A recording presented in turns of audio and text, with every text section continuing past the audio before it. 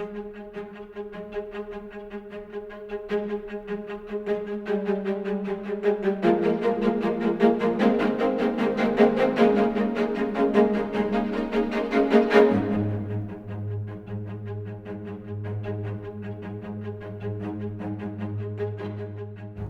everybody, happy Wax on Wednesdays. It's fun every once in a while to change it up a little bit, so I thought today I would show two of my favorite pigments that I like to mix directly in with my cold wax medium. And cold wax medium differs from encaustic in several ways, but one of the really fun ways is that you can mix pigments directly in with the wax to create a paint. So I'm using some Gamblin artist grade oil paints, and I'm also using some R&F oil sticks, and you can use any brand of oil paint, any brand of paint sticks. So there is R&F, Chava, Sennelier, Winsor Newton, all have oil paint sticks that you can mix directly in with the wax, and the same with the oil paint. An artist grade oil paint is of course going to give you a more saturated color. Another way cold wax painting differs from encaustic is that you can use any ratio that you want of wax to pigment. And that's also a really fun thing to play around with. And if you're really getting into cold wax and you'd like to know more, then I have the Cold Wax Journal Journey full online workshop on sherryreplogel.com, where there's tons of projects for cold wax painting.